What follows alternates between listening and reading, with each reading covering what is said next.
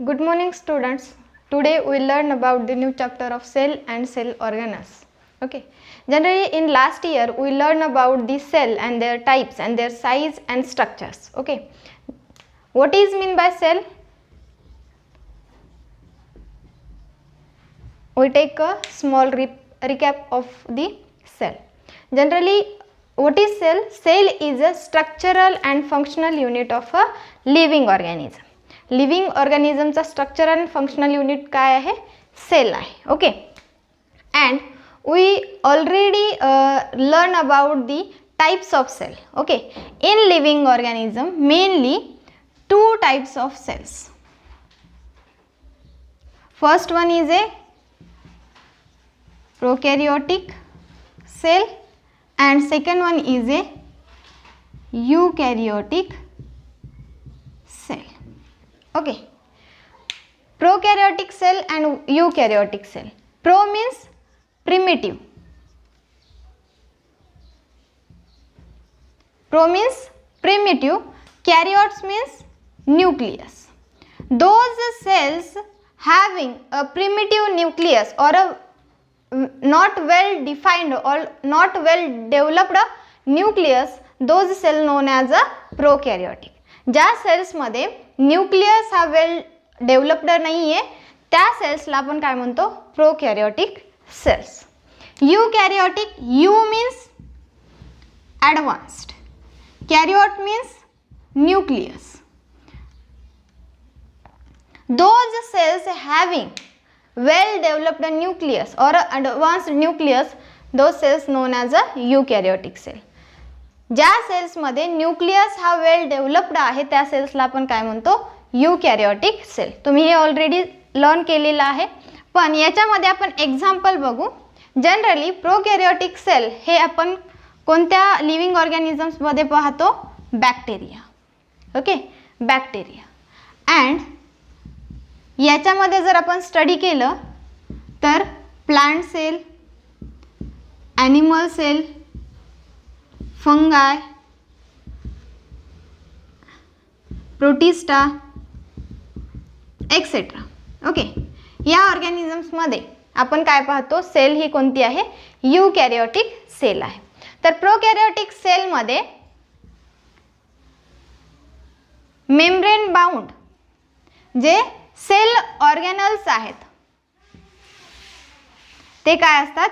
Absent असतात. Membrane bound sale organelles हे absent असतात आणि यूकॅरियोटिक सेलमध्ये सेल ऑर्गॅनल्स जे मेम्ब्रेन बाउंड सेल ऑर्गॅनल्स आहेत ते प्रेझेंट असतात.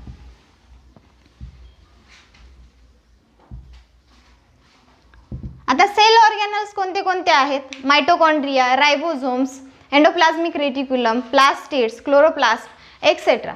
Those cell organelles are present in eukaryotic cell, absent in prokaryotic cell. Okay. जेवढे काही मेम्ब्रेन बाउंड सेल ऑर्गॅनल्स आहेत ते प्रोकॅरियोटिक सेलमध्ये अब्सेंट असतात आणि यूकॅरियोटिक सेलमध्ये प्रेझेंट असतात. ओके. त्याचबरोबर तुम्ही जो काही यूकॅरियोटिक सेलमध्ये जे दोन एक्झाम्पल आपण पाहतो, plant cell and animal cell, याच्यामध्ये सुद्धा तुम्ही डिफरन्स स्टडी केलेला आहे. ओके. तर आपण सेल म्हणजे काय? Cell is a structural functional unit of a living organism. Okay.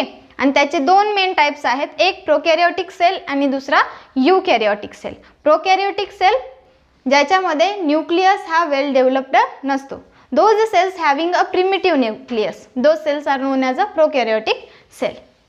यूकॅरियोटिक cell ज्या सेल्समध्ये न्यूक्लियस हा वेल डेव्हलप्ड आहे, ॲडव्हान्स्ड आहे, त्या सेल्सला आपण काय म्हणतो? यूकॅरियोटिक सेल्स म्हणतो. ओके. तर याच्यामध्ये आपण जनरल एक्झाम्पल्स पाहिलेत. याच्यामध्ये एक्झाम्पल प्रोकॅरियोटिक सेलमध्ये आपण बॅक्टेरियाचे जे सेल्स आहेत ते कोणते आहेत? जनरली प्रोकॅरियोटिक सेल्स आहेत. आणि याच्यामध्ये एक सिग्निफिकंट जो आहे मेन तो काय आहे फीचर? तर मेम्ब्रेन बाउंड ऑर्गॅनल्स हे प्रोकॅरियोटिक सेलमध्ये अब्सेंट असतात. आणि याच्यामध्ये आपण जे एक्झाम्पल पाहतो, यूकॅरियोटिक सेल कुठे कुठे प्रेझेंट असते, कोणत्या लिव्हिंग ऑर्गॅनिझम्समध्ये प्रेझेंट असते, तर प्लांट सेल्समध्ये, ॲनिमल्समध्ये, फंगायमध्ये, प्रोटिस्टामध्ये हे जे सेल्स आहेत हे कोणते आहेत? यूकॅरियोटिक सेल आहेत. ओके. आणि याच्यामध्ये सेल ऑर्गॅनल्स हे प्रेझेंट असतात. आणि तुम्ही याचबरोबर युकॅरियोटिक सेलमधले प्लांट सेल आणि ॲनिमल सेलमध्ये तुम्ही डिफरन्स पाहिलेले. तर आपण या चॅप्टरमध्ये सेल ऑर्गॅनल्स डिटेलमध्ये स्टडी करणार आहोत. ओके, तर आपण अगोदर प्लांट सेल आणि ॲनिमल सेलमध्ये तुम्ही काय डिफरन्स पाहिला लास्ट इयरमध्ये तो पाहू आणि त्याच्यानंतर आपण सेल ऑर्गॅनल्स हे सेलमध्ये कोणते कोणते सेल ऑर्गॅनल्स आहेत आणि ते आपण डिटेलमध्ये स्टडी करणार. जनरली तुम्ही कोणते कोणते सेल ऑर्गॅनल्स आहेत ते लास्ट इयरला स्टडी केलेलंच आहे, पण त्याचे मेन फंक्शन्स काय काय आहे, त्याचं स्ट्रक्चर कसं आहे हे आपण या चॅप्टरमध्ये स्टडी करणार सेल अँड सेल ऑर्गॅनल्समध्ये. ओके, तर युकॅरियोटिक सेलमध्ये जे एक्झाम्पल आत्ता आपण पाहिलं,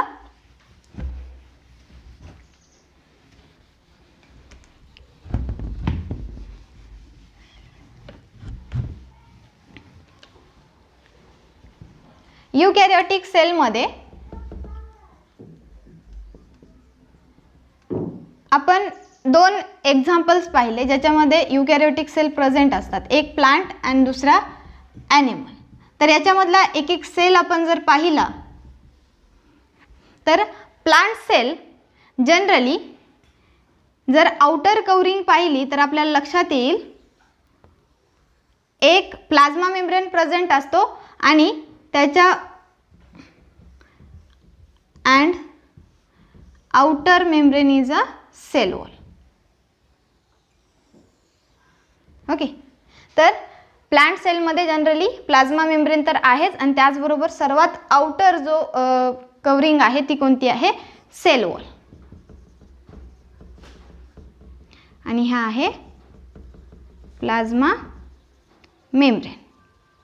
ओके, जर ॲनिमल सेलमध्ये सायमल्टेनियसली जर आपण स्टडी केलं तर तुमच्या लक्षात येईल ॲनिमल सेलमध्ये सेल वॉल ही अब्सेंट आहे. तर तिथे फक्त काय आहे, प्लाझ्मा मेम्ब्रेन. काय आहे, प्लाझ्मा मेम्ब्रेन. आणि याच्यामध्ये काय असतं तर सायटोप्लाझम हा प्रेझेंट असतो. सेलमध्ये सायटोप्लाझम हा प्रेझेंट असतो. प्लांट सेलमध्ये जनरली व्हॅक्युओल प्रेझेंट असल्यामुळे, लार्ज व्हॅक्युओल प्रेझेंट असल्यामुळे न्यूक्लियस हा एका साईडला शिफ्ट होतो. आपण म्हणतो ना न्यूक्लियस हा सेंटरमध्ये असतो. ओके, पण प्लांट सेलमध्ये न्यूक्लियस हा वन साईडला शिफ्ट झालेला असतो.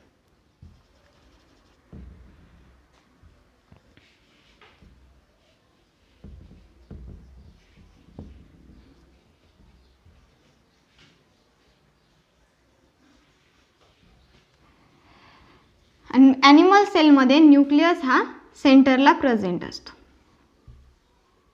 तुम्ही हे ऑलरेडी स्टडी केले.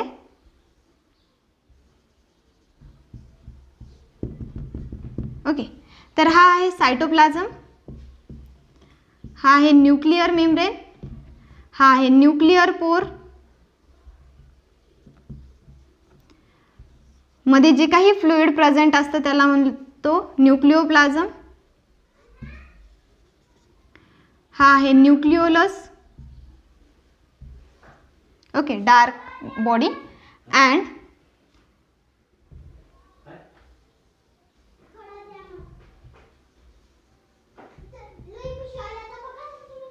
it is a endoplasmic reticulum. Endoplasmic reticulum. Vacuoles are present.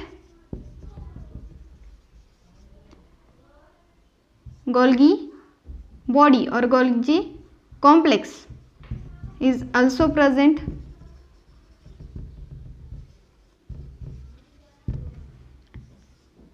Mitochondria is present.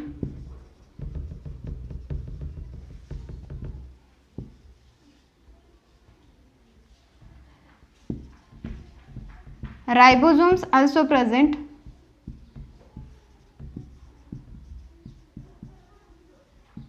Okay, it is a vacuole, nuclear membrane, nucleolus, chromatin fiber,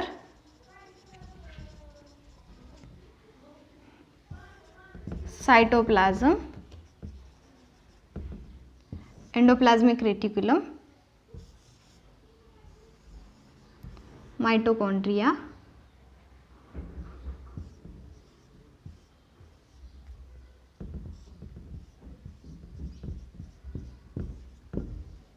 Golgi body,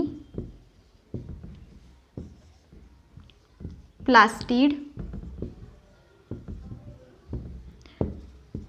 ribosomes. Okay, so plant सेलमध्ये आणि animal cell generally दोन्ही cells हे कोणते आहेत, युकॅरियोटिक cells आहेत, बरोबर आहे.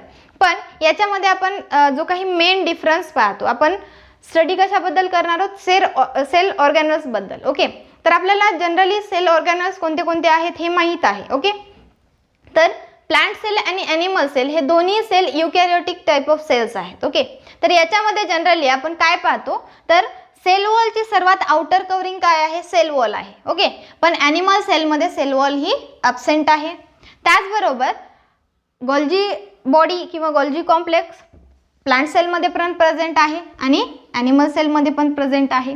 Nucleus जर पोझिशननुसार बघितलं, ओके, लोकेशन जर पाहिलं तर ॲनिमल सेलमध्ये सेंटरमध्ये आहे आणि प्लांट सेलमध्ये एका साईडला शिफ्ट झालेला आहे because the present of vacuole. Okay, हा फूड व्हॅक्यूल आहे ज्याच्यामध्ये स्टोअर केलं जातं.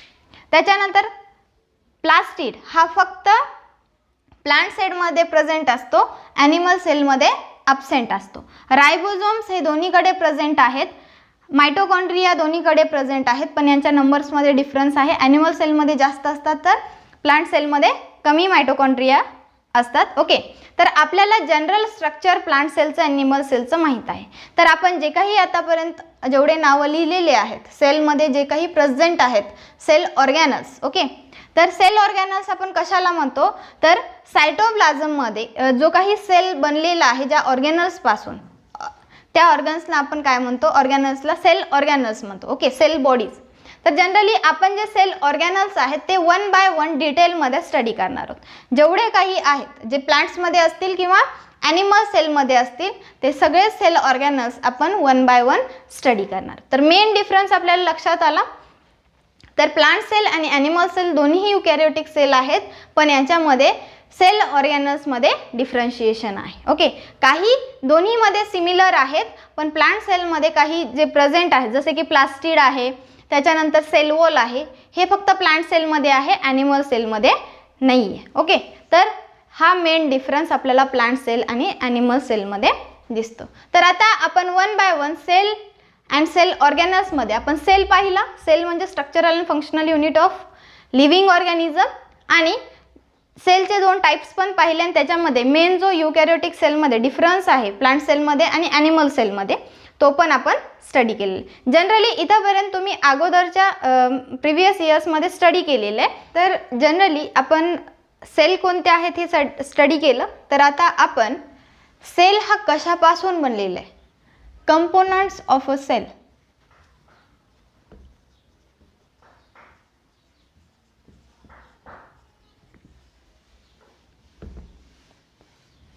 कंपोनंट्स ऑफ अ सेल, कोणत्या कोणत्या कंपोनंट्सपासून सेल हा बनलेला आहे ते आपण स्टडी करणार आहोत. तर सर्वात पहिल्यांदा सेल वॉल.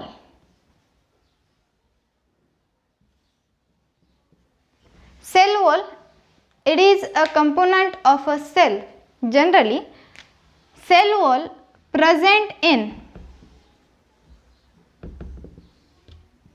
fungi, algae,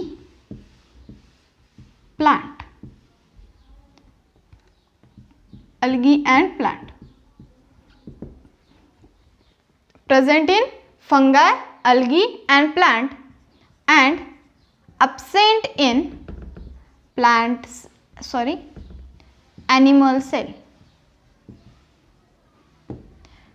आता आपण दोन्ही मधला डिफरन्स पाहिला, plant cell and animal cell. That time I show that the animal cell is a lack of cell wall and plant cell having a cell wall. Okay, outermost covering of a cell wall is plant cell is a cell wall and animal cell is a cell membrane or a plasma membrane. There is no cell wall. Okay, तर animal सेलमध्ये cell wall ही present नाही आहे, पण plant सेलमध्ये cell wall ही present आहे. Okay, तर त्याचबरोबर फक्त प्लांट सेलमध्ये नाहीच तर फंगाय आणि अल्गी यांच्यामध्ये सुद्धा सेल वॉल प्रेझेंट असते, पण ॲनिमल सेलमध्ये सेल वॉल ही ॲब्सेंट असते. Cell wall is an elastic and strong coat around the cell membrane. Generally plant सेलमध्ये आपण पाहिलं सेल मेम्ब्रेनच्या नंतर जी आउटर कवरिंग होती ती कोणती होती? सेल वॉलची होती, बरोबर आहे. तर सेल वॉल हा इलास्टिक आहे, त्याचबरोबर स्ट्रॉंग कोट आहे, पण ते आउटर कवरिंग आहे कशाच्या नंतर? तर सेल मेम्ब्रेनच्या नंतर.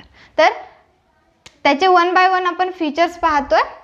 फर्स्टली कुठे प्रेझेंट आहे? फंगाय, अल्गी अँड प्लांट सेलमध्ये प्रेझेंट आहे, ॲनिमल सेलमध्ये ॲब्सेंट आहे. पण त्याचं जर स्ट्रक्चर बघितलं तर तो इलास्टिक आहे, स्ट्रॉंग कोट कवरिंग आहे, पण तो कशाच्या अराउंड आहे? सेल मेम्ब्रेनच्या अराउंड आहे. सेल वॉलचं कंपोजिशन जर पाहिलं तर cell wall is composed of carbohydrates like cellulose and pectin. Generally cell wall is composed of carbohydrates and those carbohydrates are cellulose and pectin. कशापासून कंपोज झालेला आहे? तर कार्बोहायड्रेट्स पासून. पण याचबरोबर सेल्युलोज आणि पेक्टिन व्यतिरिक्त it is for the need cell wall ज्यावेळेस गरज भासते त्यावेळेस as a need added polymers of lignin, suberin and cutin for their need. Main composition कशापासून आहे? Carbohydrate, cellulose and pectin. But for the need the composition of a cell wall added some polymers like lignin, suberin and cutin. जेव्हा गरज भासते त्यावेळेस मात्र polymers हे add केले जातात. तर मेन कंपोजिशन हे कार्बोहायड्रेट पासून आहे, सेल्युलोज अँड पेक्टिन.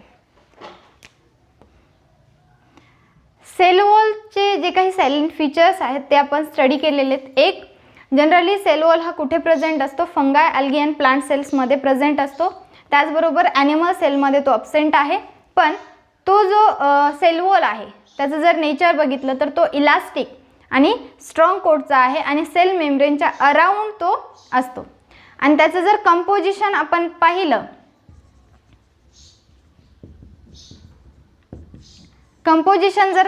तर generally cell wall is composed of carbohydrates like cellulose and pectin, but for the need it's added some polymers like lignin, suberin and क्युटिन.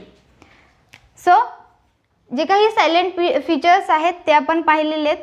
तर sale वॉलचं main function आपण study करू, कारण की आपण sale जे काही sale ज्या कंपोनंट्सपासून बनलेले ते कंपोनंट्स त्यांचे स्ट्रक्चर आणि फंक्शन्स आपण स्टडी करणार. तर सेल वॉलचं मेन फंक्शन काय आहे? सपोर्ट. जनरली सेल काय करतो? तर सेल वॉल हा सेलला सपोर्ट करतो. आणि सेकंड इज अ प्रोटेक्ट. काय प्रोटेक्ट करतो? Support to cell. ओके. आणि second one is a protection. तर जनरली काय प्रोटेक्ट करतो? तर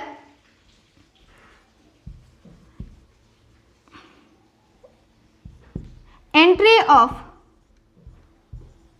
access amount of water into the cell.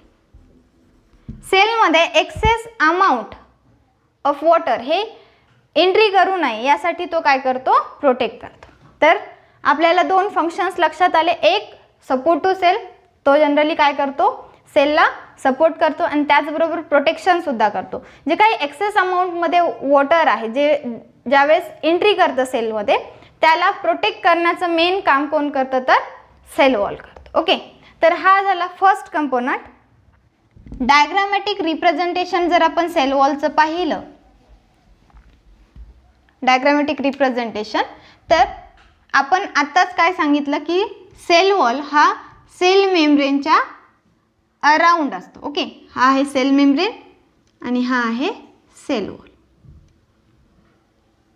Okay, या सेलच्या पेक्षा आपण जर पर्टिक्युलर हेक्झागोनल जर स्ट्रक्चर पाहिलं तर आपल्याला खूप सोप्या पद्धतीने सेल वॉल रिप्रेझेंट करता येईल. Okay, it is a cell wall and it is a cell membrane. Okay, it is a plasma membrane or cell membrane and it is a cell wall. Okay, पण एक sale wall जर आपण पाहिली तर ज्यावेळेस sale हा single असतो, पण ज्यावेळेस तो सेकंड सेलला अटॅच असतो.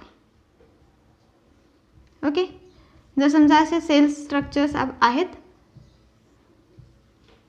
ओके, तर ही जी सेल वॉल आहे याचं डायग्रामॅटिक जर प्रेझेंटेशन आपण पाहिलं तर हा आता इथे जर आपण पाहिलं तर आपल्याला दोन सेल वॉल्स दिसतील. म्हणजे काय, इथलं जर आपण स्ट्रक्चर पाहिलं तर आपल्याला असं दिसेल, दोन सेलच्या मध्ये. ओके, दोन सेलच्या मध्ये ज्यावेळेस स्ट्रक्चर पाहतो तर तो मधला जो पार्ट आहे तो आहे मिडल लॅमेला. तो कोणता आहे, मिडल लॅमेला. म्हणजे दोन सेल्सना अटॅच करणारा जो काही पार्ट आहे त्याला आपण काय म्हणतो, मिडल लॅमेला. त्याच्यानंतर हा आहे सेल वॉल. ओके, तर जो काही मेन सेल वॉल आहे त्याच्या अगोदर एक प्रायमरी सेल वॉल जी काही सेल मेम्ब्रेनच्या अगोदर अटॅच असते. फॉर्मेशन ज्यावेळेस होतं त्याला आपण काय म्हणतो, प्रायमरी सेल वॉल. ओके, आणि हा आहे प्लाझ्मा मेम्ब्रेन और सेल मेम्ब्रेन. तर इथे ज्यावेळेस आपण स्ट्रक्चर पाहतो तर इथे पेक्टिन अँड सेल्युलोज याचे स्ट्रक्चर्स हे प्रेझेंट असतात. तर हे जर स्ट्रक्चर तुम्ही पाहिलं तर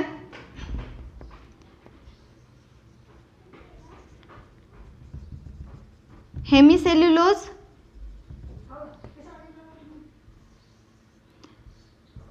पेक्टिन,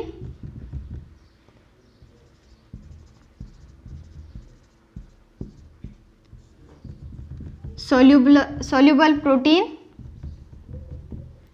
and some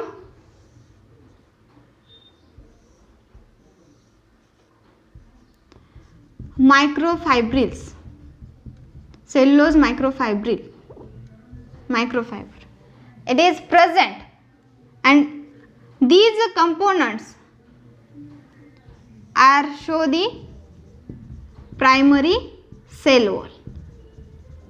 ओके, म्हणजेच काय, जो काही अटॅचमेंट आपण पाहतोय त्याच्यामध्ये जो काही दोन सेल्सना, दोन सेल वॉलला अटॅच करणारा जो पार्ट आहे त्याला आपण काय म्हणतो, मिडल लॅमेला. ओके, तर इथे तुम्हाला स्ट्रक्चर लक्षात येईल.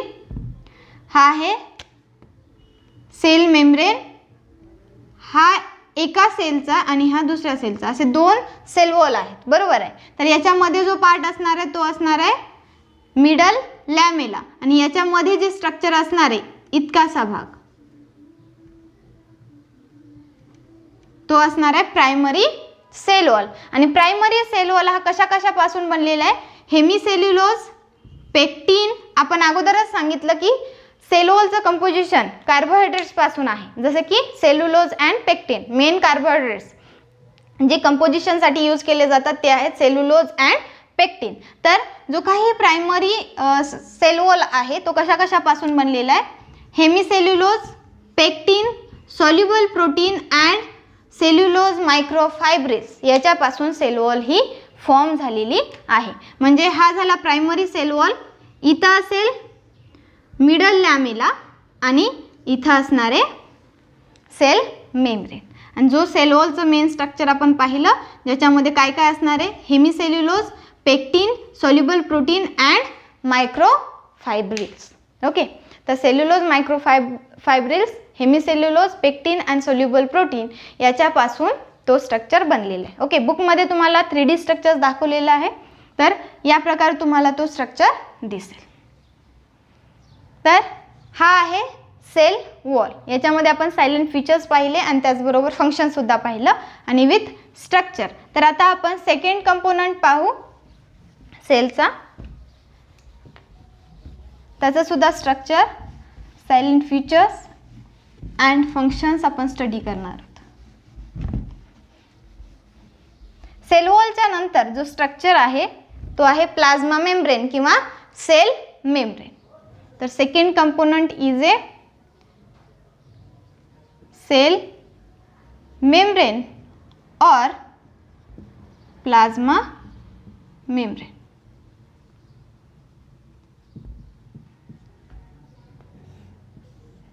डिटेलमध्ये आपण प्लाझ्मा मेम्ब्रेन और सेल मेम्ब्रेन आपण स्टडी करणार आहोत. Plasma membrane is present in all living cells.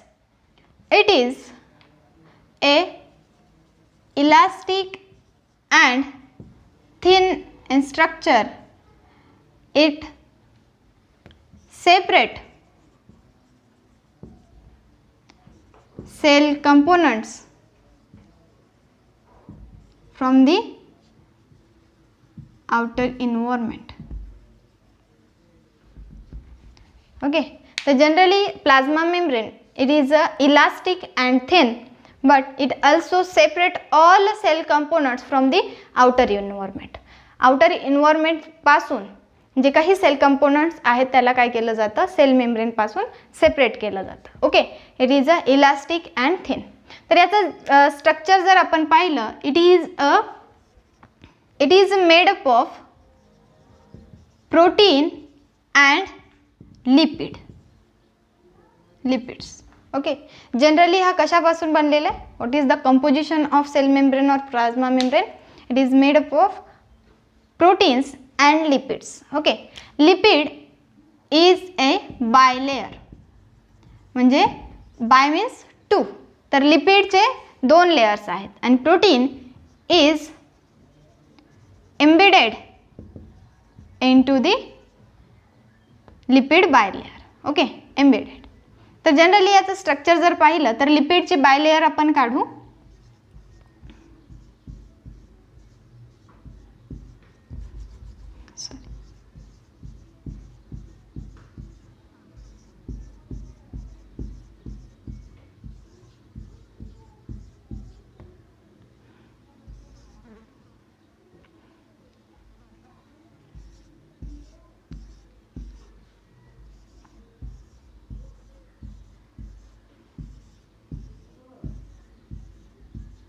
Okay, तर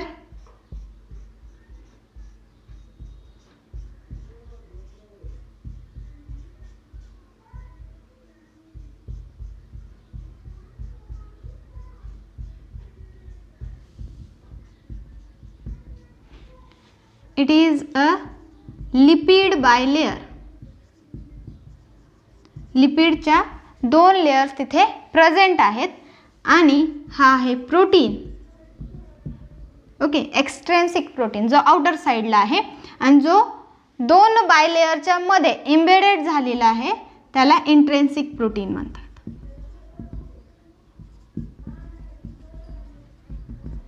intrinsic protein and it is the outer साईडला जो काही प्रोटीन प्रेझेंट आहे त्याला आपण काय म्हणतो, एक्सेंट्रिक प्रोटीन. ओके, तर जनरली जो प्रोटीन आहे तो एम्बेडेड झालेला असतो ज्याला आपण इंट्रेन्सिक प्रोटीन म्हणतो आणि जो आउटर साईडला एक लेअर फॉर्म करतो त्याला एक्सट्रेन्सिक प्रोटीन म्हणतो. आणि लिपिडची 2 लेयर्स असतात म्हणून lipid bilayer.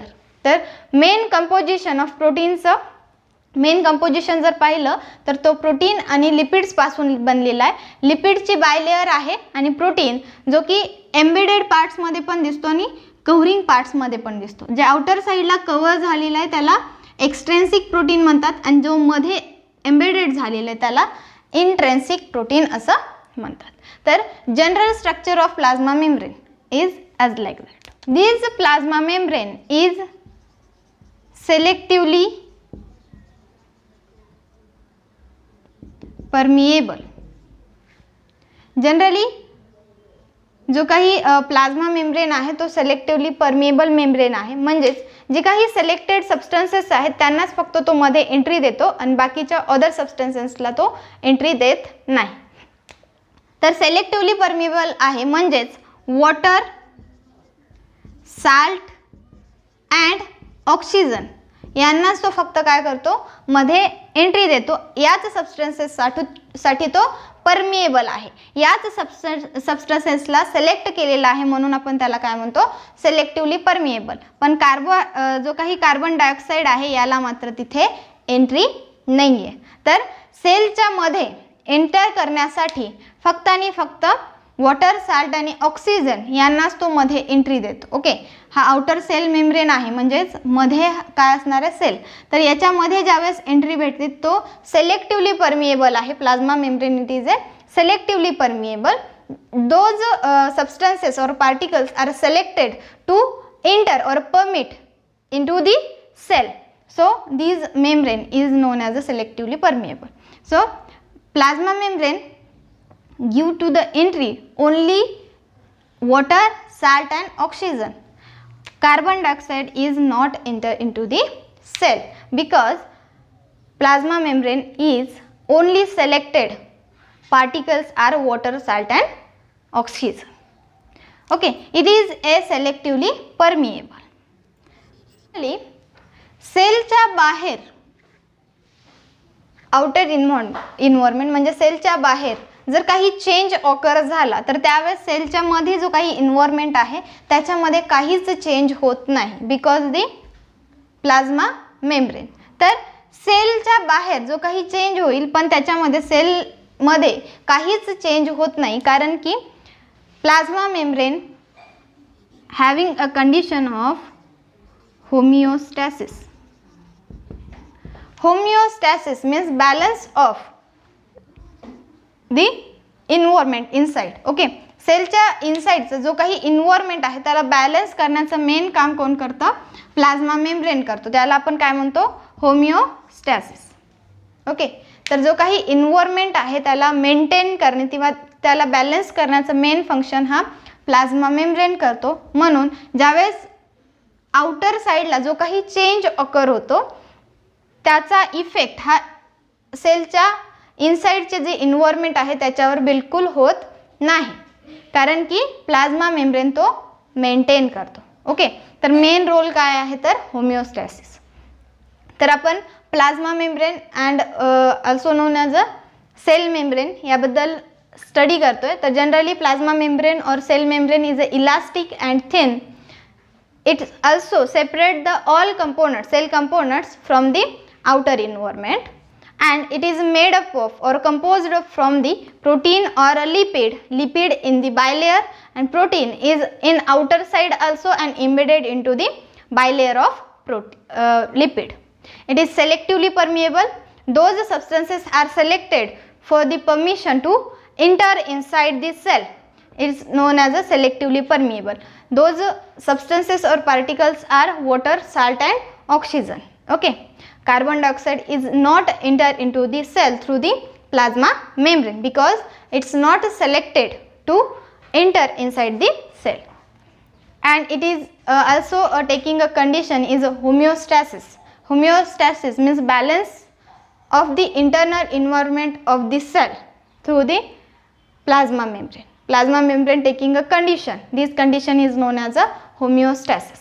So it is the silent features and main role of the plasma membrane. So now we learn about, आत्ताच आपण सांगितलं की सेल हा काय करतो, सेलेक्टिव्हली परमिएबल आहे. तो काही सबस्टन्सेसला इनसाइडला परमिशन देतो एंट्री करण्यासाठी. ओके, तर जे काही मध्ये ट्रान्सपोर्ट होतं, ओके, सेलेक्टिव्हली परमिएबल पार्टिकल्स हे ज्यावेळेस plasma membrane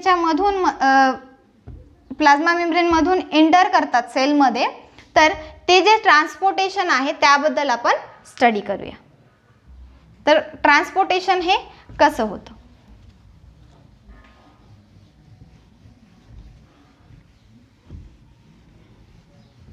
plasma membrane through ज्या काही ॲक्टिव्हिटीज होतात किंवा ज्या प्रोसेसेस आहेत ज्याच्या थ्रू जे काही सबस्टन्सेस आपण सिलेक्टिव्हली परमिएबल आहेत, मेम्ब्रेन हा सिलेक्टिव्हली परमिएबल आहे, जे सबस्टन्सेस प्लाझ्मा मेम्ब्रेननी सिलेक्ट केलेले आहेत ते जेव्हा ट्रॅव्हल्स करतात ते कशा प्रकारे ट्रॅव्हल्स करतात, तर आपण प्लाझ्मा मेम्ब्रेनमध्ये ट्रान्सपोर्ट सबस्टन्सेस, जे काही सबस्टन्सेस ट्रान्सपोर्ट होणार आहेत त्याबद्दल माहिती घेणार आहोत. तर जे काही ट्रान्सपोर्टेशन होतं ते दोन इम्पॉर्टंट बेसिसवरती होतं. एक, ज्या काही ॲक्टिव्हिटीज होतात त्याच्यासाठी एनर्जी ही कंझ्युम केली जाते. ओके, एनर्जी ही कंझ्युम केली जाते. आणि second one condition is do not consume energy. Okay, generally दोन प्रकारे ह्या ट्रान्सपोर्टेशन होतं. एक, ज्याच्यामध्ये ती जे ॲक्टिव्हिटी आहे ज्यावेळेस ट्रान्सपोर्टेशन होतं, म्हणजे आउटसाईडला जे काही मटेरियल आहे, हा प्लाझ्मा मेम्ब्रेन, ओके, आणि हा सेल इनसाइड दिसेल. समजा काही पार्टिकल्स आहेत आणि यांना मध्ये एंट्री घ्यायची असेल तर ट्रान्सपोर्टेशनसाठी एनर्जीची गरज आहे. तर अशा काही प्रोसेसेस आहेत आणि काही सबस्टन्सेस ज्यावेळेस एंट्री घेतात त्यावेळेस त्यांच्यासाठी कुठेही त्यांना एनर्जी कंझ्युम करावी लागत नाही. ते डायरेक्टली काय करतात, इनसाइड जातात, त्यांचं डायरेक्ट ट्रॅव्हल होतं, ट्रान्सपोर्टेशन होतं. ओके, तर अशा कोणत्या कोणत्या प्रोसेसेस और ॲक्टिव्हिटीज आहेत तर ज्याच्यासाठी एनर्जीची गरज आहे, अशा दोन प्रोसेसेस आहेत. एक आहे endocytosis and second one is exocytosis. तर first one is endocytosis and second one is exocytosis. आता एंडोसायटोसिस आणि एक्झोसायटोसिस या दोन ॲक्टिव्हिटीजसाठी काय लागते तर एनर्जीची गरज लागते. तर एंडोसायटोसिस आपण कशाला म्हणतो, endocytosis, endo means inside, cyto means cell and sis means process. तर this is a process in which some food particles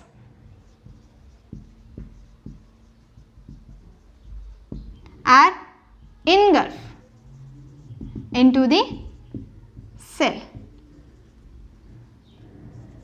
okay, तर जनरली जे काही फूड पार्टिकल्स आहेत त्यांना सेलच्या मध्ये जाण्यासाठी जी प्रोसेस आहे त्याला काय म्हटलं जातं, एंडोसायटोसिस.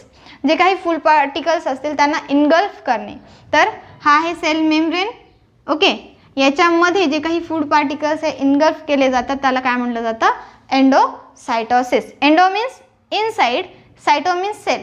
सेलच्या इनसाइडला जे काही फूड पार्टिकल्स किंवा अदर सबस्टन्सेस हे जातात त्याला काय म्हटलं जातं, endocytosis. Second one is exocytosis, to excrete waste material out of cell. Okay, exo means outside, cyto means cell. सेलच्या आउटसाइड जे बाहेर पडतं त्याला आपण काय म्हणतो, एक्झोसायटोसिस. तर याच्यामध्ये जे काही सेलच्या मध्ये वेस्ट मटेरियल आहे त्याला सेलच्या बाहेर टाकणे. ओके, सेलच्या मध्ये जे काही वेस्ट मटेरियल आहे त्याला सेलच्या बाहेर टाकणे म्हणजेच काय, exocytosis. To excrete waste material out of the cell. सेलच्या मधले जे काही वेस्ट मटेरियल आहे त्याला सेलच्या बाहेर टाकणे म्हणजेच काय, एक्झोसायटोसिस. याच्या नावावरूनच आपल्याला सिम्पली आयडेंटिफाय करता येतं. Endo means inside, cyto means cell, सेलच्या मध्ये. Exo means outside and cyto means cell, सेलच्या बाहेर. तर एंडोसायटोसिस आणि एक्झोसायटोसिससाठी एनर्जीची गरज आहे. ओके, तर ज्यावेळेस फूड पार्टिकल्स हे इनसाइडला जातील किंवा जे काही वेस्ट मटेरियल सेलच्या मध्ये आहे ते ज्यावेळेस बाहेर येईल त्यावेळेस मात्र एनर्जीची गरज आहे. तर ह्या दोन प्रोसेसेस ज्या आहेत त्यांच्यासाठी एनर्जी ही लागते. या प्रोसेसेस एनर्जी कंझ्युम करतात. तर आता आपण त्या अदर जो सेकंड टाईप आहे ज्याच्यामध्ये ट्रान्सपोर्टेशनसाठी एनर्जीची बिलकुल गरज नाही आहे याच्याबद्दल आपण स्टडी करणार आहोत. तर अशा काही प्रोसेसेस आहेत ज्याच्यामध्ये एनर्जी ही कंझ्युम केली जात नाही. तर अशा सुद्धा प्रोसेसेस या दोन आहेत. First one is diffusion and second one is Osmosis. Diffusion is a process in which entry or exit of a small molecules or particles through the cell like oxygen and carbon dioxide. Diffusion ही अशी process आहे ज्याच्यामध्ये entry पण होते आणि exit पण होते. तर जे काही स्मॉल पार्टिकल्स असतील, स्मॉल मॉलिक्युल्स असतील, त्यांची एंट्री पण होते आणि एक्झिट पण केली जाते, जसे की ऑक्सिजन असेल किंवा कार्बन डायऑक्साईड असेल.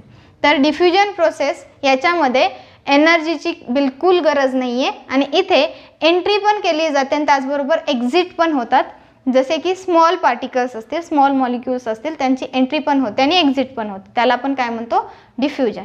Diffusion is a process in which entry of और exit of a small particles is known as a diffusion. Second one is a osmosis. Second one is a osmosis in which traveling of only water through the selectively permeable membrane means plasma membrane. Okay, selectively permeable membrane. Traveling of water from more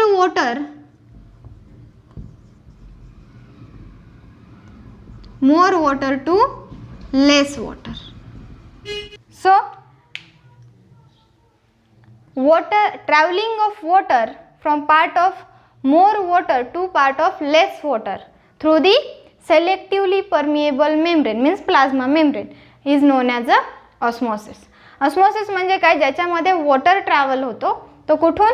जिथे जास्त water आहे, more water पासून ते लेस वॉटरकडे तो travel होतो through the selectively permeable membrane म्हणजेच plasma membrane. तर plasma membrane through जास्त वॉटर जिथे आहे, मोर वॉटर टू लेस वॉटरपर्यंत जो वॉटरची ट्रॅव्हलिंग होते त्याला आपण काय म्हणतो? ऑस्मोसिस म्हणतो. तर जनरली ऑस्मोसिस ज्याच्यामध्ये more water to less water जो काही ट्रॅव्हलिंग होते वॉटरची, याच्यामध्ये 3 पॉसिबिलिटीज आहेत. 3 पॉसिबिलिटीज.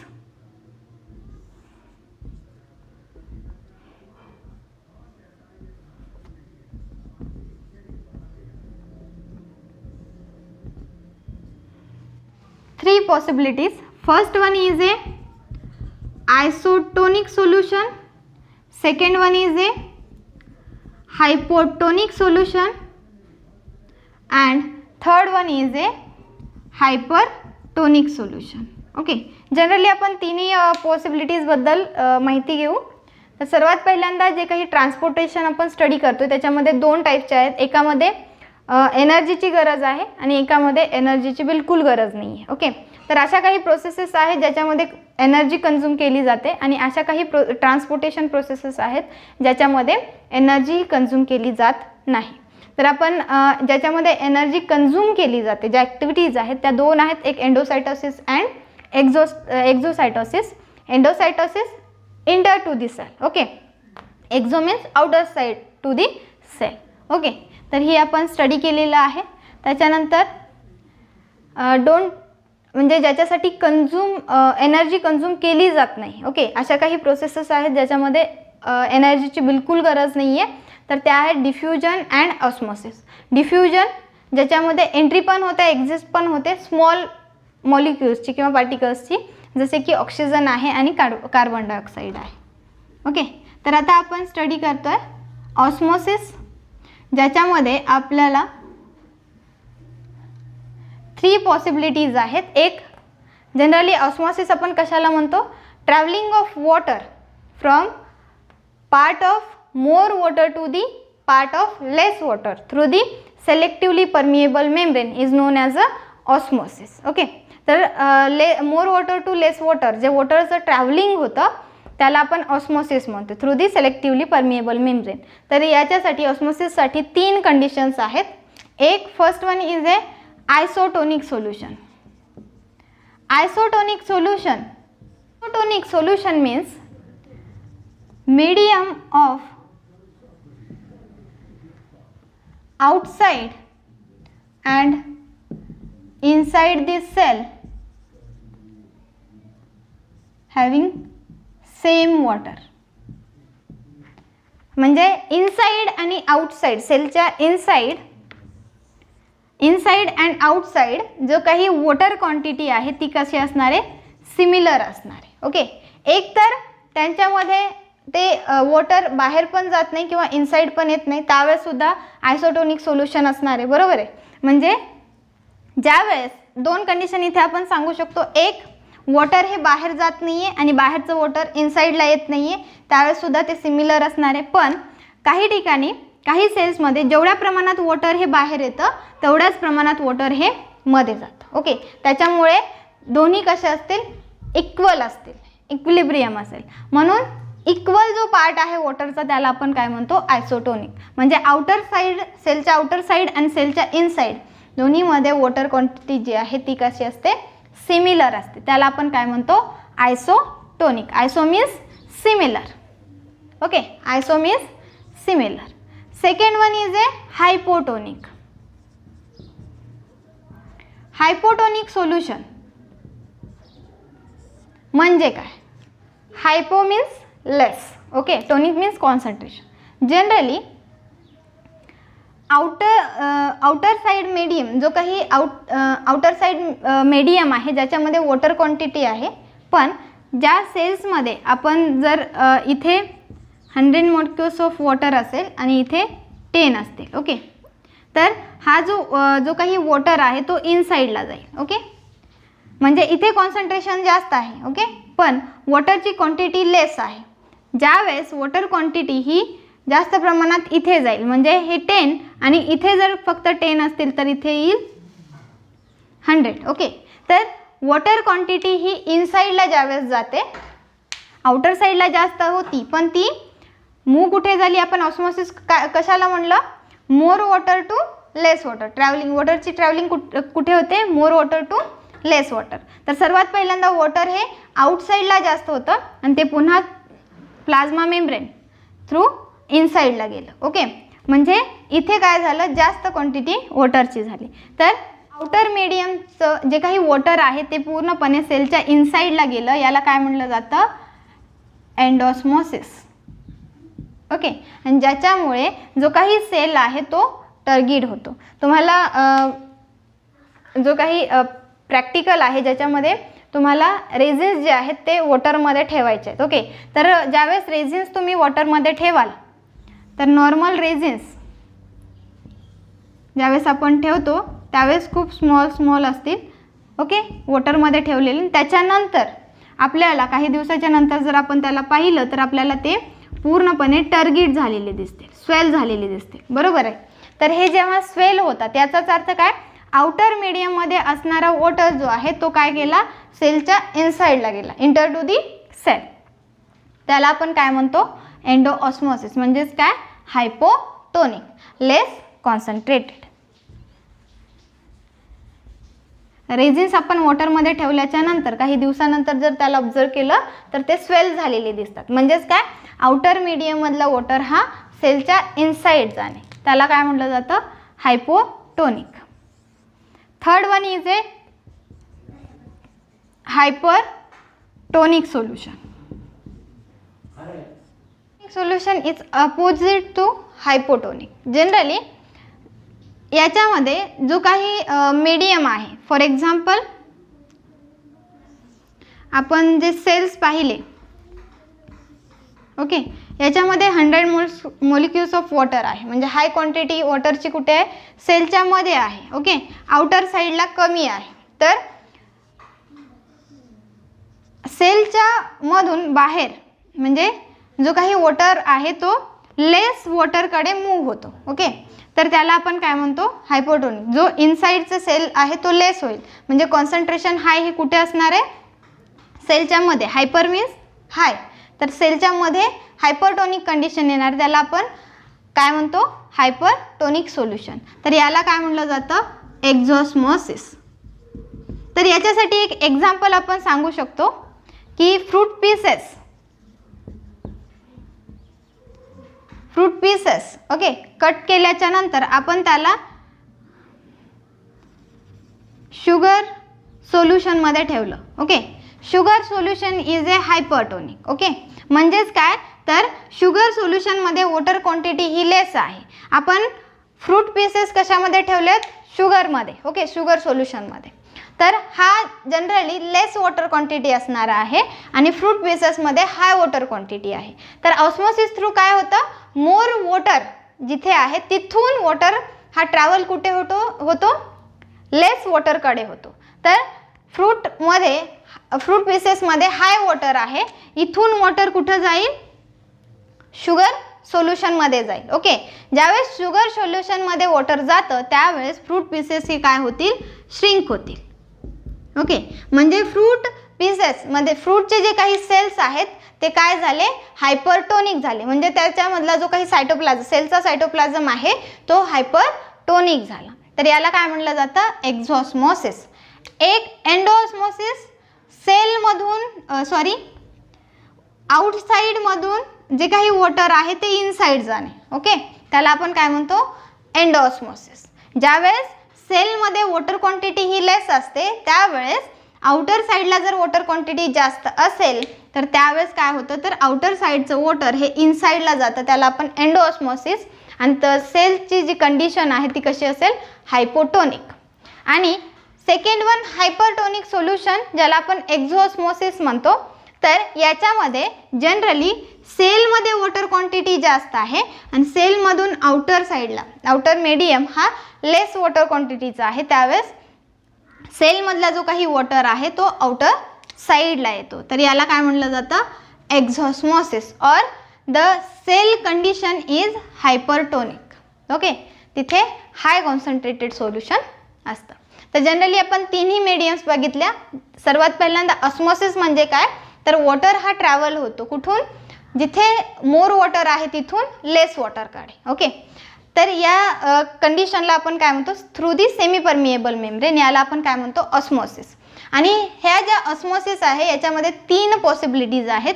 एक isotonic solution, second hypotonic solution आणि third one is a hypertonic solution. Iso means similar. Okay, iso means similar. तर मीडियम जो आहे आउटर असेल किंवा इनसाइडचा, सेलचा जो काही मीडियम आहे, इथे जर 100 मॉलिक्युल्स ऑफ वॉटर असतील तर इथे सुद्धा 100 मॉलिक्युल्स ऑफ वॉटर असणार आहे. ओके, तर दोन्ही कंडिशन, आउटर कंडिशन आणि इनसाइडची कंडिशन दोन्ही कशी आहे? सिमिलर आहे, म्हणून त्याला आपण काय म्हणतो? Isotonic solution. म्हणजे मधला बाहेर जात नाही किंवा बाहेरचा वॉटर मध्ये येत नाही. तर या दोन्ही सिच्युएशनमध्ये तो कसा असणार आहे? सिमिलर असणार आहे, म्हणून तो काय आहे? Isotonic. Second one hypotonic. Hypo means less. Okay, तर जनरली सेलच्या मध्ये जो काही इनसाइड सेल आहे त्याच्यामध्ये जो काही वॉटर आहे ती क्वांटिटी लेस आहे.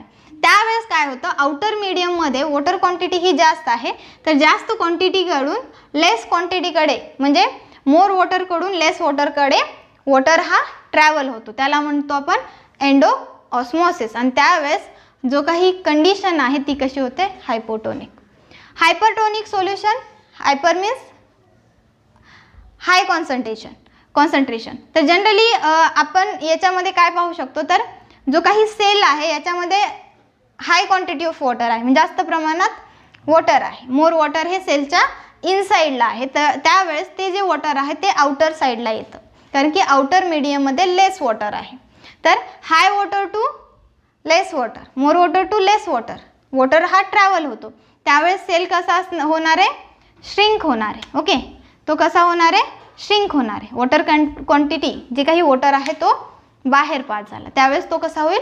श्रिंक होईल. आणि त्यामुळे जो काही सेलच्या मध्ये वॉटर क्वांटिटी लेस असल्यामुळे तिथे कॉन्सन्ट्रेशन जास्त असणार आहे, त्याला आपण काय म्हणतो? Hypertonic solution. ओके, तर या 3 कंडिशन्स आहे ज्याच्या थ्रू ट्रॅव्हल आपण ट्रान्सपोर्टेशन पाहिलं, ज्याच्यामध्ये ऑस्मोसिससाठी या 3 पॉसिबिलिटीज आपल्याला दिसतात.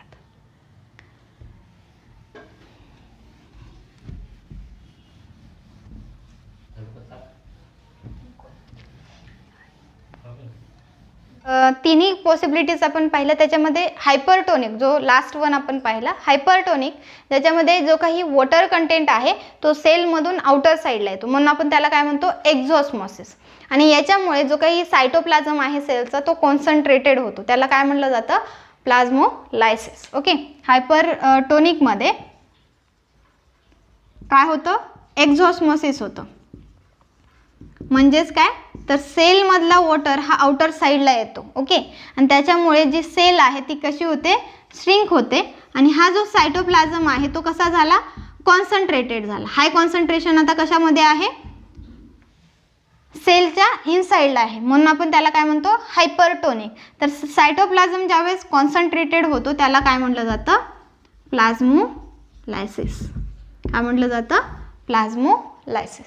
तर आपण प्लाझ्मा मेम्ब्रेन और सेल मेम्ब्रेन बद्दल डिटेलमध्ये स्टडी केलेला आहे. तर आपण आता थर्ड कंपोनंट स्टडी करू, जो आहे cytoplasm. Component is A cytoplasm. Generally, cytoplasm, it is a fluid present between the plasma membrane or nucleus. Okay, generally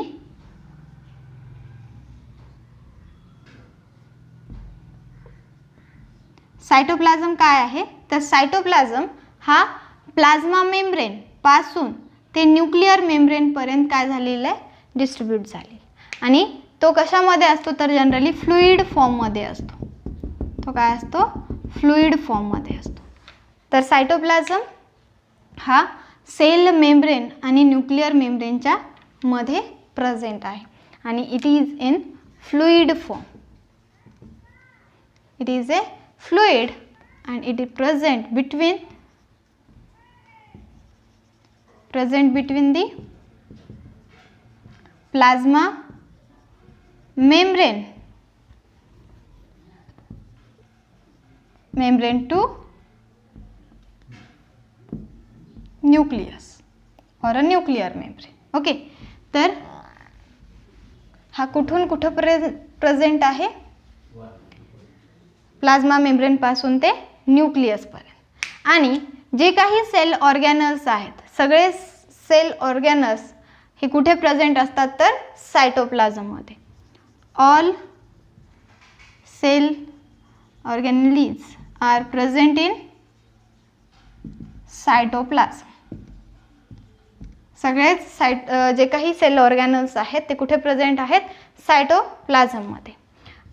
ज्या काही cellular chemical reactions occurs in a cytoplasm. Cells मध्ये ज्या काही cellular chemical reactions होतात हे कुठे होतात, cytoplasm मध्ये होतात. Cytoplasm is a fluid moving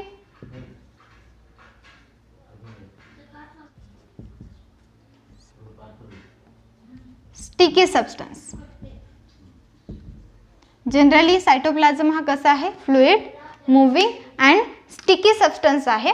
आणि तो कुठे प्रेझेंट आहे, तर न्यूक्लियस मेम्ब्रेन पासून ते प्लाझ्मा मेम्ब्रेन पर्यंत तो प्रेझेंट आहे.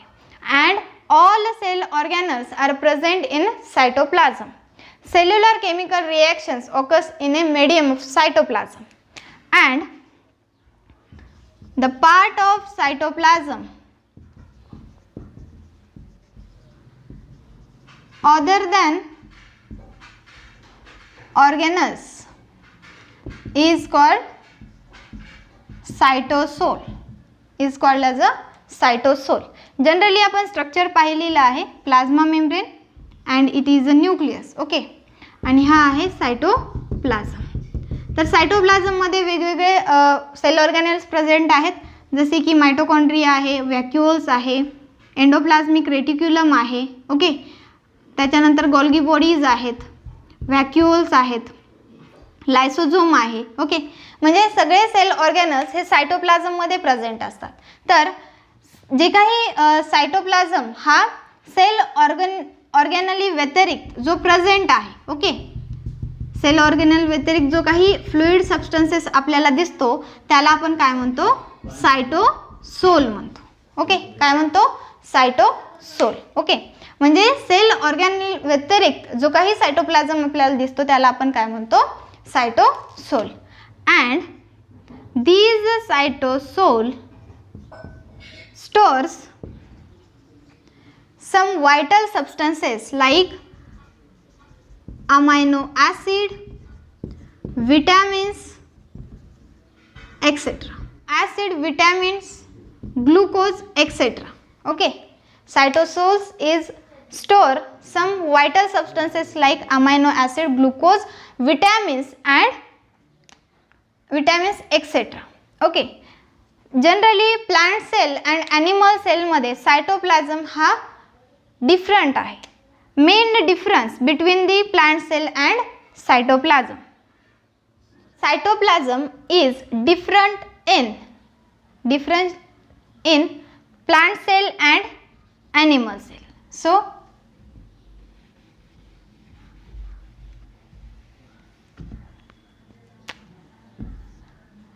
सायटोप्लाझम हा प्लांट सेलमध्ये आणि ॲनिमल सेलमध्ये वेगळा आहे. तर ॲनिमल सेल अँड प्लांट सेलमध्ये काय डिफरन्सिएशन आहे सायटोप्लाझमबद्दल. तर जनरली ॲनिमल सेलमध्ये सायटोप्लाझम हा ग्रॅन्युलर डेन्स. ॲनिमल सेलमध्ये जो काही सायटोप्लाझम आहे तो ग्रॅन्युलर अँड डेन्सली पॅक्ड असतो. पण प्लांट सेलमध्ये cytoplasm is a thin and pushed towards the periphery because due to the presence of large vacuole. तर जनरली सायटोप्लाझम आपण पाहिला ज्याच्यामध्ये तो fluid, moving and sticky substance आहे. त्याचबरोबर plasma membrane is present between the cytoplasm is present between the plasma membrane and nucleus. All cell organelles are present in cytoplasm. Cellular chemical reaction is obtained in the medium of cytoplasm. The part of cytoplasm other than cell organelles व्यतिरिक्त जो काही cytoplasm आहे त्याला आपण काय म्हणतो सायटोसोल. and cytosol stores some vital substances like amino acid, vitamins and glucose etc. Okay, the main difference about the cytoplasm in animal cell and plant cell. Animal cell in which the cytoplasm is granular and densely packed, while in plant cell it is thin, pushed towards the periphery because the presence of large vacuole. आपण plant cell and animal सेलचा आत्ताच दोन्ही diagrams काढलेल्या होत्या. त्याच्यामध्ये तुम्ही plant सेलची diagram पाहिली असेल. लार्ज व्हॅक्युओल प्रेझेंट असल्यामुळे हा काय आहे व्हॅक्युओल. ओके, हा काय आहे व्हॅक्युओल. आणि हा व्हॅक्युओल लार्ज व्हॅक्युओल प्रेझेंट असल्यामुळे जो काही सायटोप्लाझम आहे तो पेरिफेरीच्या साईडला काय झालेला आहे पुश करण्यात आलेला आहे. ओके, तर इथे मेन डिफरन्स आपल्याला दिसतोय. ॲनिमल सेलमध्ये ग्रॅन्युलर अँड डेन्सली पॅक्ड आहे पण प्लांट सेलमध्ये तो थिन आहे आणि त्याचबरोबर लार्ज व्हॅक्युओल प्रेझेंट असल्यामुळे तो पेरिफेरीच्या साईडला काय झालेला आहे पुश झालेला आहे सायटोप्लाझम. ओके, तर जनरली आपण जो काही सायटोप्लाझम आहे त्याचे सायलेंट फीचर्स आपण पाहिलेत. सायटोप्लाझम नंतर आपण जे काही सायटोप्लाझममध्ये प्रेझेंट असणारे सेल ऑर्गॅनल्स आहेत ते वन बाय वन स्टडी करूया. तर सायटोप्लाझममध्ये आपण आता सेल ऑर्गॅनल्स जे प्रेझेंट आहेत त्याबद्दल स्टडी करणार आहोत.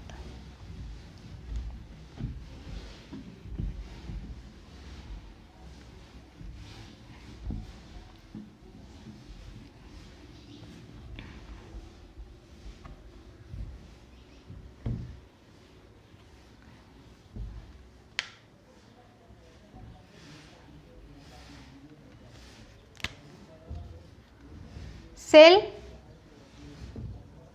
organelles. Cell organelles are present or located inside the cytoplasm of a cell. सेलच्या सायटोप्लाझममध्ये सेल ऑर्गॅनल्स हे प्रेझेंट असतात. सेल organelles are the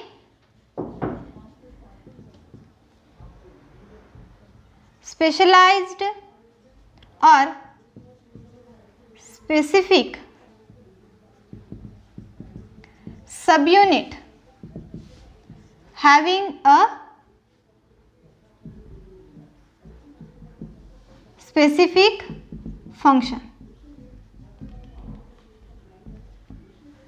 तर generally cell organelles, it is a subunit of a cell.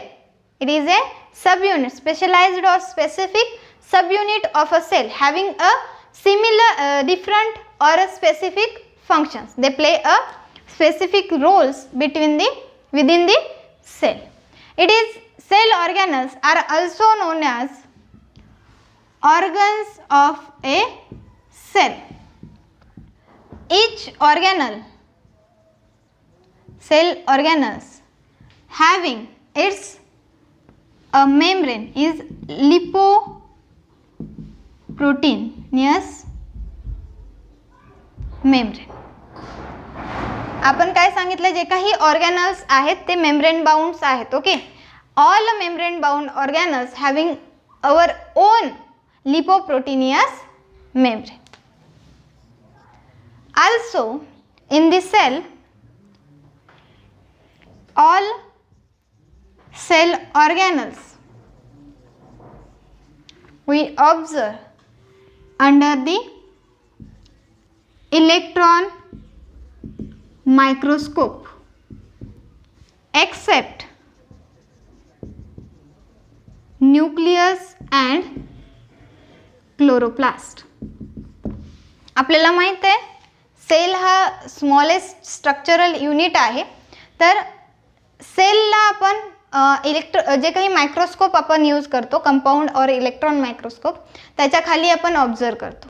तर सेलच्या मध्ये असणारे जे काही ऑर्गॅनल्स आहेत ते त्याच्यापेक्षा पण खूप मायन्यूट आहेत. ओके, खूप मायक्रो त्यांचं स्ट्रक्चर आहे. तर त्यांना जर आपल्याला ऑब्झर्व करायचं असेल तर आपल्याला काय यूज करावं लागेल, इलेक्ट्रॉन मायक्रोस्कोप हा यूज करावा लागेल. आणि त्याच्यामध्ये असे सुद्धा काही आहेत ज्यांना आपण पाहू शकतो, पण इलेक्ट्रॉन मायक्रोस्कोप ऐवजी सुद्धा आपण त्यांना ऑब्झर्व करू शकतो, जो आहे न्यूक्लियस आणि क्लोरोप्लास्ट. या दोन ऑर्गॅनल्सला आपण जर सोडलं तर अदर जे काही ऑर्गॅनल्स आहेत त्यांना मात्र पाहण्यासाठी आपल्याला काय यूज करावं लागेल, electron microscope. So cell is the smallest or a very smaller in size, micro. So we use different microscope. Cell organelles are present within this cell. So it is also a smaller in size than the cell. So we use the electron microscope to observe a cell organelles and except nucleus and chloroplast. यांना आपण compound मायक्रोस्कोपनी सुद्धा पाहू शकतो. तर जो काही सर्वात minute structures आहेत, जे अदर सेल ऑर्गॅनल्स आहेत, त्यांना मात्र ऑब्झर्व करण्यासाठी आपल्याला इलेक्ट्रॉन मायक्रोस्कोप हा यूज करावा लागतो. तर आपण डिफरंट सेल ऑर्गॅनल्स आपल्याला माहीत आहेत, nucleus, mitochondria, endoplasmic reticulum, okay, etcetera. जे काही सेल ऑर्गॅनल्स आहेत ते आपण वन बाय वन स्टडी करणार. तर नेमके सेल ऑर्गॅनल्स म्हणजे काय, generally cell organelles are present inside the cytoplasm. Cell organelles is a specialized subunit having a specific functions, okay, and they are also known as organs of a cell. Each organelle having its own lipoprotein membrane. It is a membrane bound cell organelles having its own lipoprotein membrane, and all cell organelles except nucleus and chloroplast observe under the electron microscope. जे काही silent features आहेत ते आपण sale ऑर्गॅनलचे study केलेले आहेत.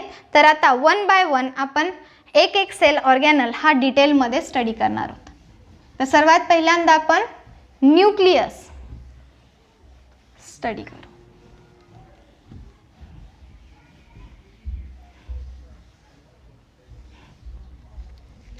Firstly nucleus.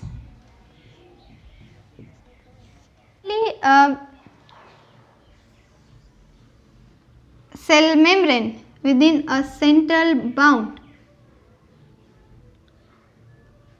nuclear membrane structure we called nucleus. Nucleus is a double membrane bound structure. Okay, we see under the electron microscope, that time we observe nucleus having double membrane structure. This is a membrane is known as a nuclear membrane. Nucleus membrane is known as a nuclear membrane, and this nuclear membrane is double, and this nuclear membrane having some pores is known as a nuclear pore. These nuclear pores are used for the in and out of the material through the cytoplasm to nucleus and nucleus to cytoplasm.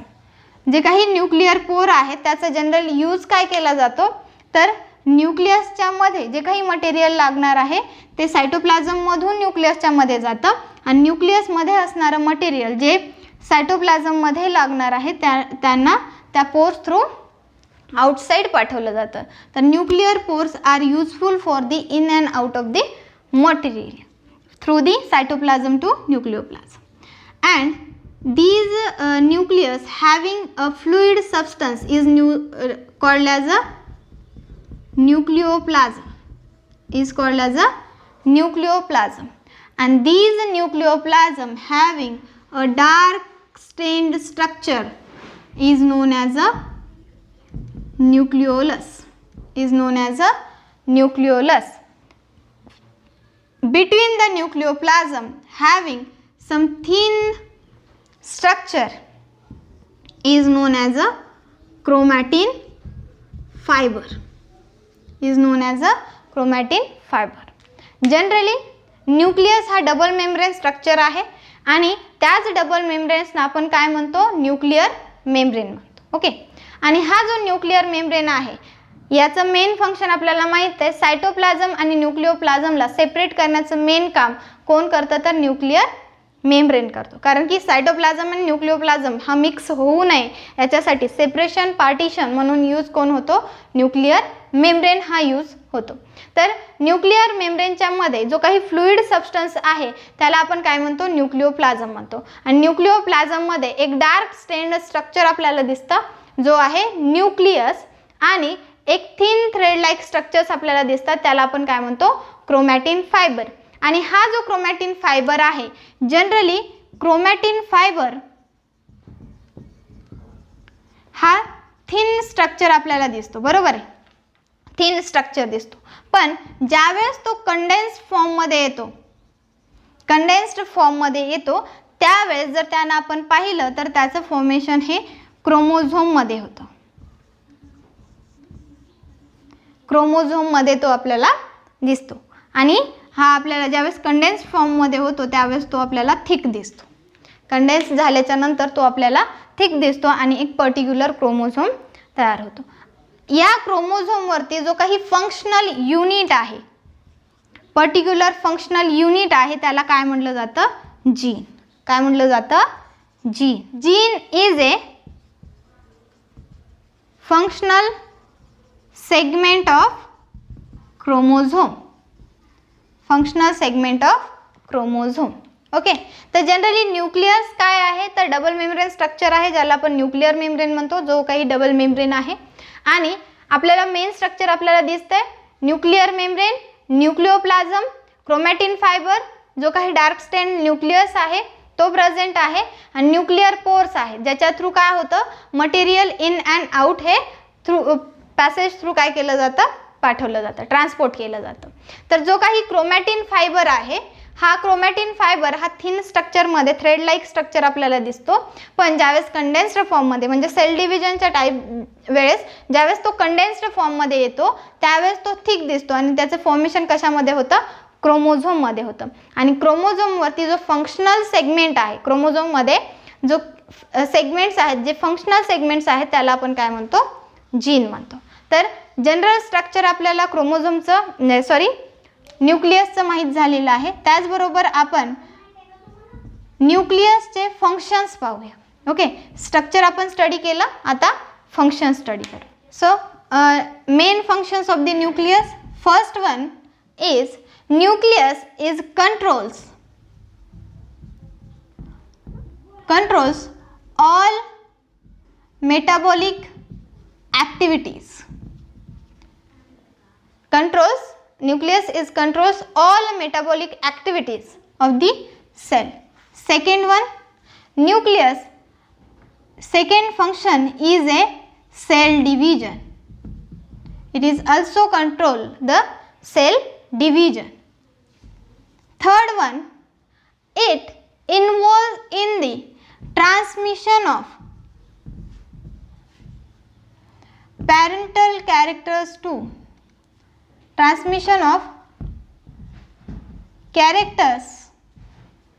from parent to offspring is known as a heredity. It is in the heredity. Heredity means transfer of characters from parents to offspring. ओके, तर general structure आपण न्यूक्लियसचं पाहिलेलं आहे आणि त्याचबरोबर त्याचे main functions. First one is a control all metabolic activities in the cell. ज्या काही मेटाबॉलिक ॲक्टिव्हिटीज सेलमध्ये होतात त्या सगळ्या मेटाबॉलिक ॲक्टिव्हिटीजवरती जो काही कंट्रोल आहे तो कोणाचा असतो? न्यूक्लियसचा असतो. सेल डिव्हिजन याचे सुद्धा कंट्रोल कोण करतं? तर न्यूक्लियस करतो. आणि हेरिडिटीमध्ये तो सुद्धा इन्वॉल्व होतो. म्हणजेच काय, तर जे काही कॅरेक्टर्स पॅरेंट्सपासून ऑफस्प्रिंगकडे ट्रान्सफर होतात ह्याच्यामध्ये सुद्धा इन्व्हॉल्वमेंट कोणाची आहे? न्यूक्लियसची आहे. ओके, तर जनरल स्ट्रक्चर आपण न्यूक्लियसचं पाहिलं आणि त्याचबरोबर त्याचे फंक्शन्ससुद्धा आपण पाहिलेले. तर आपण second cell organelle is a endoplasmic reticulum.